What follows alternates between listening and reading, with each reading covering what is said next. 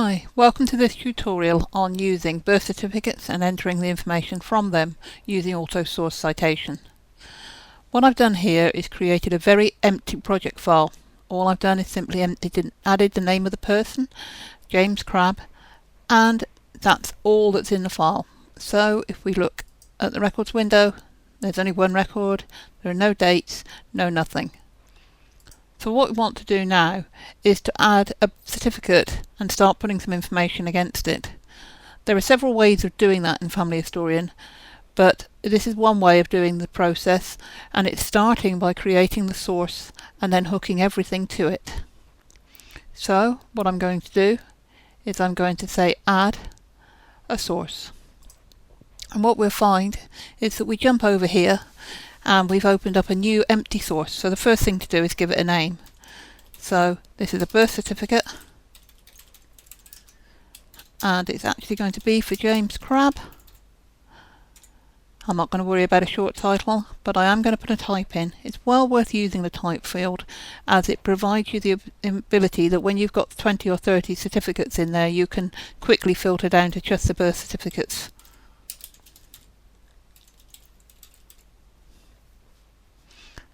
Now we've got a text from source field here, and if you want you can transcribe the information from the certificate into that area. I personally don't normally do that because the next thing I'm going to do is to go to the multimedia tab and add some media. And it's going to be a new file because again this is a brand new thing. So I'm going to say insert from file, and then what we're going to do is just jump over and pick up a birth certificate that I happen to have handy. Okay, the next stage is to decide where we're going to put it, and my personal preference is always to use the let me choose. So what I'm going to do is I'm going to say I want to copy it, but what I want to do, I want to put it in a new folder called certificates.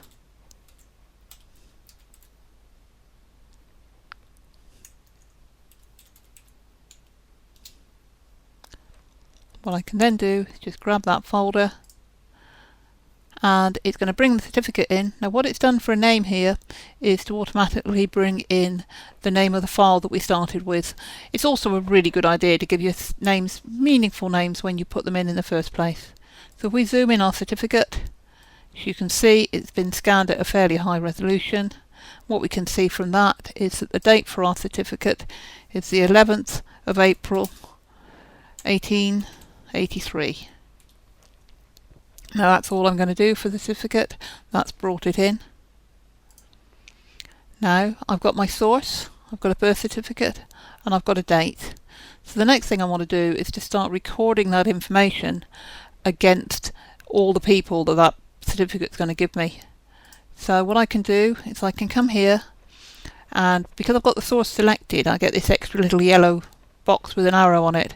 Basically what that will do is if you've got multimedia attached to a source, it will jump you over so you can immediately see that certificate there. So what I can do is, obviously if you're running on a bigger screen you can bring that in, but we can go to one-to-one, we can have a look at the information on our certificate. So here we go, 11th of April 1883, it's James, he's a boy, his father is Isaac, his mother is Mary Ann Crabb, formerly Scadden, believe me that does say Scadden. The father is a labourer, and the notification was made by his mother, and she obviously didn't write because it says the mark of, and she notified them on the 19th of May. So what we can do now is we've got all that useful information, so let's attach it to all the people that we need to attach it to. So if I return to the focus window, the next thing we're going to do is to come up here and use the set automatic source citation. This is a very useful feature, just don't forget to turn it off when you've finished. So what we can do here, we can say select birth certificate. So here's our source we've just put in. Now personally I don't use the entry dates, up to you. If you want to put them in then feel free, so I'm going to leave the rest of that blank. If you have one source for all your source certificates and you don't attach images, then obviously you'd need to put where within source and the text from it so you'd know which one we're talking about. Now let's set automatic. Okay, and down here in the bottom corner we can see it says automatic citation enabled. What this means now is we can crack on and put the data in.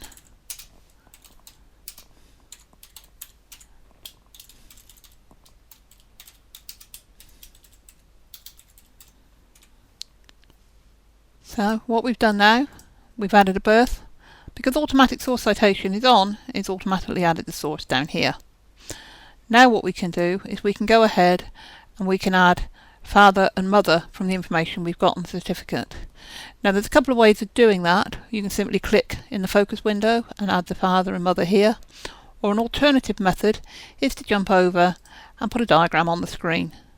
Now this can be quite useful for other purposes, and it's an absolutely brilliant tool when you're talking to somebody and drawing out a new family tree. So what I can do is drag upwards, and it'll say, do I want to add a father or a mother? So I want to add a father, so we want to add